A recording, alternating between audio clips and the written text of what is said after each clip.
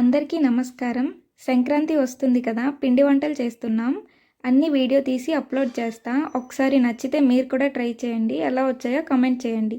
వీటిని మేము జంతికలు అంటాం, కొంతమంది చక్రాలు అని కూడా అంటారు. ప్రాసెస్ చూద్దాం ఎలా చేసుకోవాలో. వేయించిన శనగపప్పు 1 కేజీ, పావు కేజీ పచ్చి శనగపప్పు అండ్ 1.5 కేజీ రేషన్ బియ్యం తీసుకోవాలి. ఇందులోకి కొంచెం జీలకర్ర వేసుకొని మెత్తగా పట్టించుకోవాలి. అందులో సాల్ట్ తగినంత, వాము, నువ్వులు అండ్ 100 గ్రామ్స్ వెన్న వేసుకోవాలి. చాలా స్మూత్గా గుల్లగా రావడానికి వెన్న వేసుకుంటే కొంచెం టేస్ట్ బాగా వస్తుంది. వెన్న లేని వాళ్ళు వేడి నూనె కూడా వేసుకోవచ్చు. ఇందులో బాగా కలిపి పెట్టుకోవాలి. కారం లాస్ట్లో వేసుకుందాం. పిండి మొత్తం ఉండలు లేకుండా బాగా కలుపుకోవాలి. ఇందులోకి 30 గ్రాములు మిరపకాయలని వేయించి పొడి చేసుకొని వేసుకోవాలి. ఇంకా కావాలంటే మీరు వేసుకోవచ్చు. మాకు 30 గ్రామ్స్ సరిపోయింది. కొంచెం కొంచెంగా ఇలా తీసుకొని కలుపుకోవాలి. పిండి మొత్తం ఒకేసారి కలిపితే గట్టిగా అయిపోతుంది.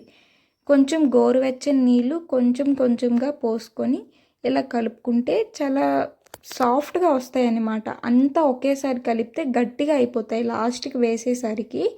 అందుకే పిండిని వేరే దగ్గర ఉంచుకొని ఇలా కొంచెం కొంచెం తీసుకొని వాటర్లో కలుపుకోవాలి. గోరువెచ్చని నీళ్ళతో కలిపితేనే బాగా వస్తాయి.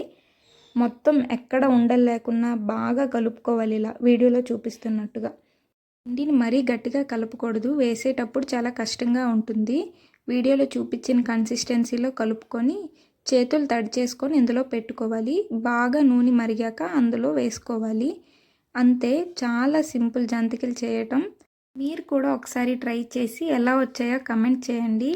మాకైతే సూపర్గా వచ్చాయి జంతికలు. అంతే వీడియో గైస్. వీడియో నచ్చితే లైక్ చేయండి, నా ఛానల్ని సబ్స్క్రైబ్ చేసుకోండి. ఇంకా కొత్త అప్డేట్స్ కోసం అప్పుడప్పుడు మన ఛానల్ పైన కన్నేస్తూ ఉండండి. Bye bye.